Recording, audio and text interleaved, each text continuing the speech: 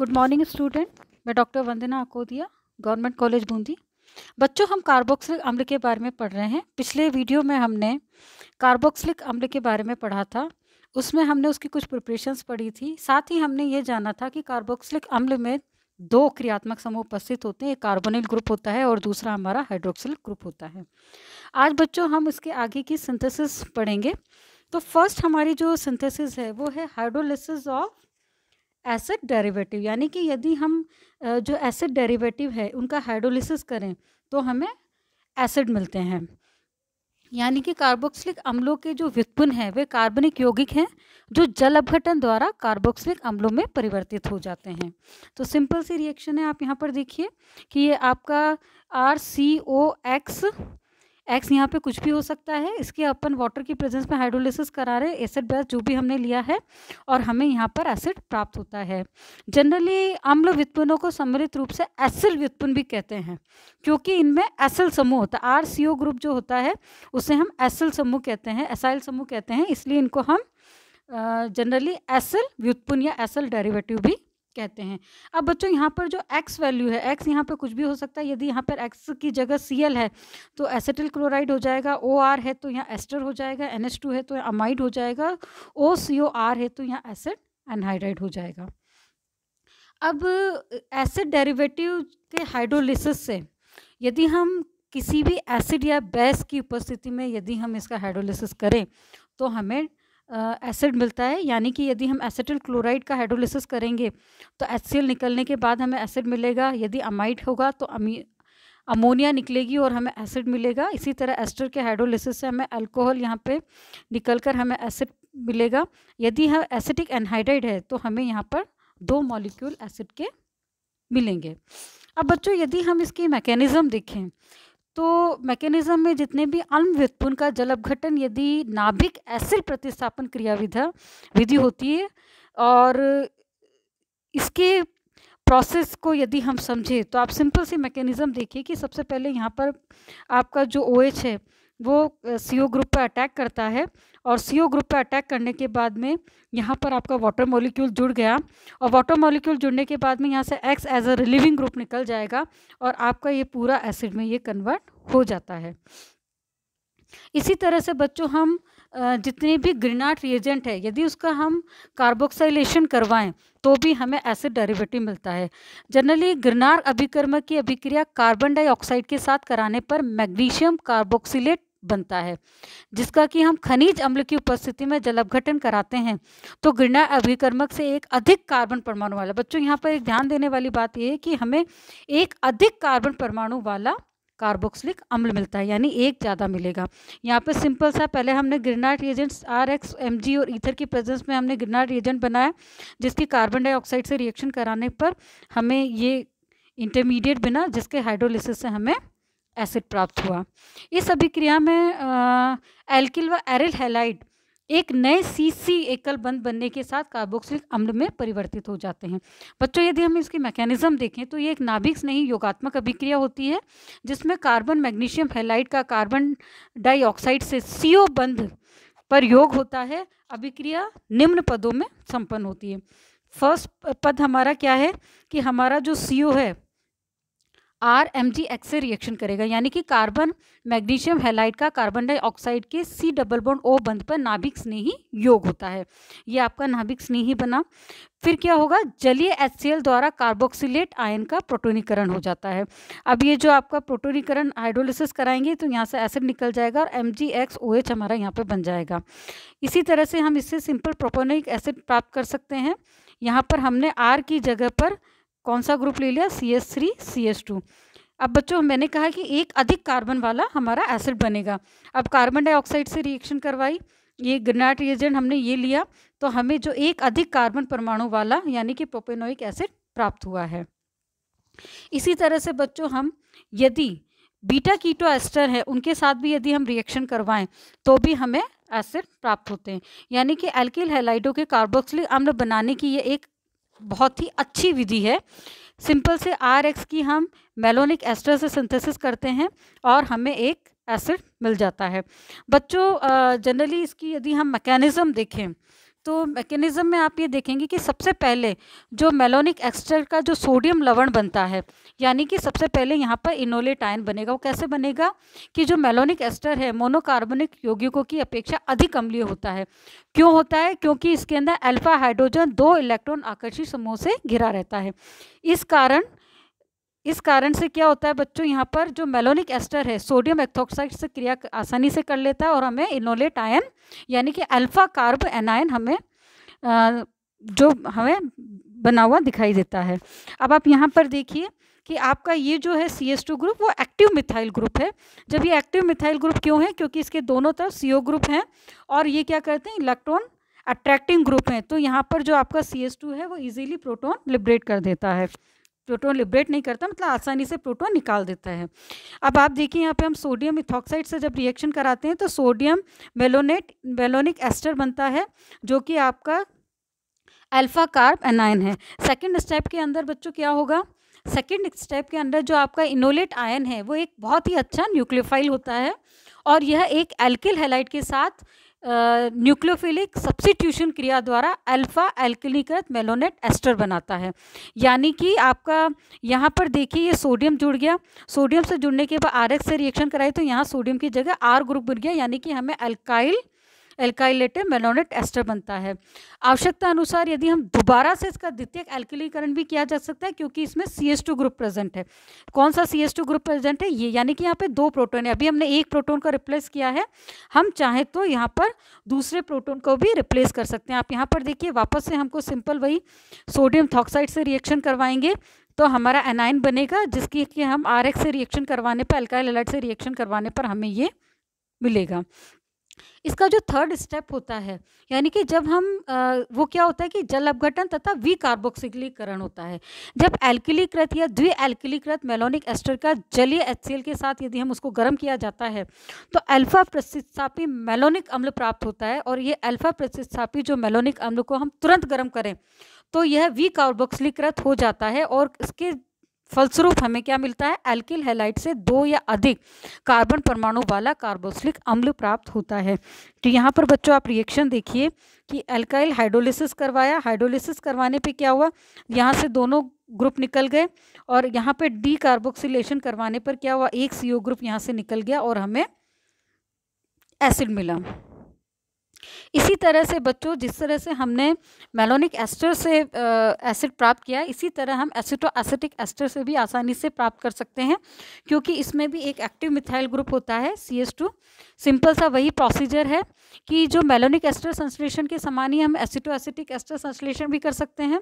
इसमें कार्बन श्रृंखला की लंबाई युक्त कार्बोक्सिलिक अम्ल प्राप्त किया जा सकता है और अभिक्रिया का यदि हम मैकेनिज्म देखें तो आप नीचे देखिए कि ये हमारा एक्टिव मिथाइल ग्रुप है, वही हमने इसकी सोडियम इथॉक्साइड से रिएक्शन करवाई है, उसकी रिएक्शन करवाने के बाद में एनाइन बना, एनाइन की RX से रिएक्शन करवाई है और उसके बाद में हमारा ये मिला है। हाइड्रोलिसिस करवाएंगे, हाइड्रोलिसिस करवाने पर हमें एसिड मिलेगा, साथ में हमें दूसरा एनाइन मिलेगा और हमें कार्बोक्सिलाइट आयन उसका फर्दर हाइड्रोलिसिस कराने पर हमें एसिड में ये कन्वर्ट हो जाता है। तो बच्चों ये दोनों मैकेनिज्म सिमिलर हैं और इससे हम आसानी से एसिड प्राप्त कर सकते हैं। अगली रिएक्शन है हमारी ट्राई हेलो एल्केन के जल अपघटन से। यदि हम क्षार की उपस्थिति में 1 ट्राई हेलो एल्केन यानी कि जिसमें एक ही कार्बन पर 3 हैलोजन प्रेजेंट हो, उसकी रिएक्शन का यदि हम जल अपघटन कराएं KOH की प्रेजेंस में तो भी हमें एसिड मिलता है। सिंपल सी रिएक्शन आप यहाँ पर देखिए, अल्कोहलिक KOH की प्रेजेंस में रिएक्शन कराई तो ये हमारा अनस्टेबल होता है, एक ही कार्बन पर इतने हाइड्रोक्सिल ग्रुप उपस्थित नहीं हो सकते हैं। तो इस कंडीशन में क्या होगा, जैसे ही हम गर्म करेंगे वाटर मॉलिक्यूल निकल जाएगा और हमें एसिड मिलेगा। इसी तरह से आप यहाँ पर देखिए कि यदि हम एरोमेटिक की बात करें तो हमें यहाँ पे बेंजोइक एसिड भी आसानी से मिल जाएगा। आप देखिए वाटर की प्रेजेंस में हमने KOH के साथ रिएक्शन करवाई और यहाँ पर हमें बेंजोइक एसिड प्राप्त हुआ है। अब अगली रिएक्शन है कि मैथिल कीटोन के ऑक्सीकरण से यानी haloform reactions, oxidation of methyl ketones, यानी कि मैथिल कीटोन का क्षार की उपस्थिति में हैलोजन के साथ ऑक्सीकरण करने पर कार्बोक्सिलिक अम्ल प्राप्त होता है जिसमें प्रारंभिक कीटोन से एक कार्बन परमाणु वाला, कम कार्बन परमाणु वाला हमें प्रोडक्ट देखने को मिलता है। बच्चों आपने यहाँ पर देखा है कि पहले वाली उसमें हमें एक अधिक कार्बन परमाणु वाला मिला था, अभी यहाँ पर हमें एक कम कार्बन परमाणु वाला मिलता है। आप सिंपल सी रिएक्शन देखिए, RCOCH3 की रिएक्शन है, X2 हेलोजन और NaOH की प्रेजेंस में रिएक्शन करवाई, उसका फर्दर हाइड्रोलिसिस कराने पर हमें एसिड मिलता है और साथ ही हमें हेलोफॉर्म रिएक्शन के थ्रू आप यहाँ पर देखिए आपके हेलोफॉर्म मिलेगा हमें। अब यदि हम इसकी मैकेनिज्म देखें तो यह अभिक्रिया मेथिल कीटोन के ट्राई हेलोजनीकरण द्वारा संपन्न होती है, क्योंकि प्रथम हेलोजन के प्रतिस्थापन से मेथिल कार्बन के शेष अल्फा हाइड्रोजन परमाणु अम्लीय हो जाते हैं। बच्चों ये ध्यान दीजिए कि क्यों होते हैं कि जो प्रथम हेलोजन जैसे ही निकलता है उसकी विद्युत स्थिरता के कारण जो मेथिल कार्बन के जो बाकी हाइड्रोजन है वो क्या हो जाते हैं, अम्लीय प्रवृत्ति के हो जाते हैं। तो फर्स्ट आप देखिए CO ग्रुप है, इससे जुड़ा हुआ OH है, यहाँ से एक हाइड्रोजन निकल जाएगा और हमें क्या मिलेगा, ये एनायन मिलेगा, ये हेलोजन से रिएक्शन करेगा, यहाँ पे एक हेलोजन जुड़ गया, फर्दर वापस से OH की रिएक्शन करवाएंगे, फिर HX से करेंगे। तो वही सिंपल प्रोसेस है बच्चों, पहले यहाँ पे ये प्रोटॉन निकलेगा, उसके बाद X जुड़ जाएगा, इसी तरह से दोबारा से जब हम OH की रिएक्शन कराएंगे तो ये प्रोटॉन निकलेगा, उसके बाद HX हेलोजन से रिएक्शन कराने पर हमें ये, यानी कि हमने तीनों हाइड्रोजन परमाणु को किससे रिप्लेस कर दिया, हमने हेलोजन से रिप्लेस कर दिया है। इसके बाद में हम वापस से इसका जब हाइड्रोलिसिस कराते हैं तो सिंपल सी रिएक्शन है, ये इस कार्बन से जुड़ेगा, यहाँ ऑक्सीजन चला जाएगा और यहाँ से ये पूरा ग्रुप यहाँ से बॉन्ड ब्रेकिंग होगी और ये हमारा अलग निकल जाएगा और यहाँ पर हमें एसिड मिलेगा जो कार्बोक्सिलेट आयन में परिवर्तित हो जाएगा और ये हमारा X कुछ भी हो सकता है, मे बी X यदि X यहाँ पर Cl है तो ये क्लोरोफॉर्म है, यदि I है तो आइडोफॉर्म है। तो ये डिपेंड करता है कि आपका यहाँ पे क्या है। अब अगली रिएक्शन आती है बच्चों, ये बहुत ही इंपॉर्टेंट रिएक्शन है, बेयर विनेगर ऑक्सीडेशन। इस विधि में कीटोन पर यदि परऑक्सी अम्ल की ऑक्सीकरण कराने पर हमें एस्टर मिलते हैं, जिसके कि जल अपघटन से हमें कार्बोक्सिलिक अम्ल प्राप्त होता है। सिंपल सी रिएक्शन है बच्चों ये, इसमें आप ये देखिए कि आपने एक कीटोन लिया है जिसकी आपने पर ऑक्सी अम्ल से रिएक्शन करवाई है, इसका ऑक्सीडेशन करवाया है, जिसके ऑक्सीडेशन से हमें क्या मिला है, एसिड मिला है। बच्चों अपन इसकी मैकेनिज्म देखें, इसकी मैकेनिज्म बहुत इंपॉर्टेंट है, जब भी ये रिएक्शन कई बार आपके एग्जाम में पूछी जाती है तो इसको बहुत अच्छे से पढ़िएगा आप। सिंपल सी रिएक्शन है, कीटोन है, कीटोन की न्यूक्लियोफिलिक एडिशन आप यहाँ से देखिए, ये ऑक्सीजन से इलेक्ट्रॉनिक मूवमेंट देखिए, यहाँ से इलेक्ट्रॉन इधर शिफ्ट हुए, इधर से इधर गए और यहाँ से ये प्रोटॉन यहाँ गया, यानी कि यहाँ पर OH आ गया और यहाँ पर ये इस तरह से आपका ग्रुप पूरा जुड़ गया। सेकेंड स्टेप के अंदर आप देखिए कि यहाँ पे आपने इस ऑक्सीजन को प्रोटोनेट किया, जैसे ये ऑक्सीजन प्रोटोनेट हुआ उस पर पॉजिटिव चार्ज आ गया और पॉजिटिव चार्ज आते ही क्या हुआ, यहाँ से ये बॉन्ड ब्रेकअप हो गया। स्टेप थर्ड के अंदर आप ये देखिए कि जो आपका ग्रुप है ये माइग्रेटिंग ग्रुप है, ये ग्रुप आपके इस ऑक्सीजन से जाके जुड़ गया। ये आपका कौन सा ग्रुप है बच्चों, ये आपका माइग्रेटिंग ग्रुप है और यहाँ से ऑक्सीजन से इलेक्ट्रॉन का यहाँ पे मूवमेंट हो गया।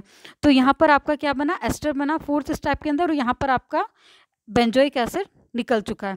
यहाँ आपका एस्टर बना है जिसका फर्दर अपन जब हाइड्रोलिसिस कराते हैं तो हमें यहाँ पर एसिड प्राप्त होता है, अल्कोहल में कन्वर्ट हो जाता है। तो बच्चों ये सिंपल सी मैकेनिज्म है। अब बात आती है कि जो माइग्रेटिंग ग्रुप है इसका माइग्रेशन किस तरह से होगा। यदि प्रोटॉन प्रेजेंट है तो सबसे इजीली माइग्रेट होगा, उसके बाद में टर्शियरी अल्काइल ग्रुप माइग्रेट होगा, उसके बाद सेकेंडरी अल्काइल ग्रुप और फिनाइल ग्रुप लगभग बराबर उसमें होंगे, लास्ट में प्राइमरी और लास्ट में मिथाइल ग्रुप माइग्रेट होता है। अब बच्चों हमारी अगली रिएक्शन है ऑक्सीडेशन ऑफ अल्काइल बेंजीन, यानी कि जितने भी एल्किल बेंजीनों के ऑक्सीकरण से हम किस तरह से एसिड प्राप्त करेंगे। अब बेंजीन वलय स्वयं एक प्रबल ऑक्सीकारक होता है। यदि हम इसकी सोडियम डाइक्रोमेट के साथ या पोटेशियम परमैंगनेट के साथ यदि हम इसको ऑक्सीडाइज करते हैं तो बेंजीन वलय से जुड़ा हुआ जो भी एल्किल समूह है प्रथम वो ऑक्सीकृत होकर COH ग्रुप में परिवर्तित हो जाता है। एल्किल प्रतिस्थापित समूह की कार्बन श्रृंखला कितनी ही लंबी हो, ऑक्सीकरण केवल बेंजिल कार्बन का ही होता है। आपको मैं नीचे एग्जाम्पल दिखाती हूँ, आप यहाँ पर देखिए। फर्स्ट हमारा R ग्रुप है, इसका ऑक्सीडेशन कराया, हमें बेंजोइक एसिड मिला R ग्रुप की जगह। अब यदि हम R को सब्सिट्यूट करें R क्या है यहाँ पर, CH3 ग्रुप करें, KMnO4 या Na2Cr2O7 की प्रेजेंस में हम रिएक्शन करवाएं, तो यहाँ पर आप ये देखिए आपका बेंजोइक एसिड मिला है। अब दोबारा से देखिए ये एक बड़ी श्रृंखला है, पर हमने कहा है कि जो बेंजल कार्बन होगा उसी का ऑक्सीडेशन होगा। तो यहाँ पर देखिए कि CH2 ग्रुप है, इसका ऑक्सीडेशन होता है, हमें बेंजोइक एसिड मिलता है। हमें इस कार्बन का ऑक्सीडेशन नहीं होगा, ना ही इस कार्बन का, हमारा जो बेंजिल ग्रुप होगा उसी का होगा। इसी तरह से आप यहाँ पर देखिए, यहाँ पर भी जो आपका CH ग्रुप है इसके ऑक्सीडेशन से हमें बेंजोइक एसिड प्राप्त होता है। जितनी भी पार्श्व श्रृंखला की ऑक्सीकरण की जो क्रियाविधि होती है, जनरली जो उसकी पार्श्व श्रृंखला से क्या मतलब है कि इस तरह के जो ग्रुप है, यदि हम इनके ऑक्सीडेशन की बात करें तो बच्चों इसके ऑक्सीडेशन की क्रिया बहुत ही ज़्यादा जटिल होती है तथा इनमें बेंजिलिक कार्बन से एक हाइड्रोजन के निष्कासन के लिए बेंजिलिक मुक्त मूलक बनता है, और अतः यह बेंजिलिक कार्बन को पर कोई हाइड्रोजन परमाणु उपस्थित नहीं होता है। तो उस स्थिति में हमारा जो ये ऑक्सीडेशन है वो नहीं हो पाएगा। यानी कि यदि हम यहाँ पर ये CH3 ग्रुप जुड़ा हो, यानी कि इस कार्बन के पास में यदि कोई भी प्रोटॉन प्रेजेंट नहीं है, तो उस कंडीशन में यदि हम इसका ऑक्सीडेशन करते हैं तो यहाँ पर ऑक्सीडेशन की क्रिया नहीं होगी। तो बच्चों ये तो हमने बात करी है कि किस तरह से हम रासायनिक अभिक्रियाओं के द्वारा कार्बोक्सिलिक अम्लों का सिंथेसिस कर सकते हैं। इसमें हमने बहुत सारी ऐसी रिएक्शन थी जो पिछले कीटोन्स के अंदर भी पड़ी हुई है, अल्कोहल के अंदर भी पड़ी हुई हैं, उनको हमने वापस से रिपीट किया है, रिवाइज किया है। मैं आशा करती हूँ ये आपको समझ में आ गया होगा। नेक्स्ट टर्न पर हम इसके आगे पढ़ेंगे, इसकी प्रिपरेशन और इसकी फिजिकल प्रॉपर्टीज़ के बारे में पढ़ेंगे। धन्यवाद।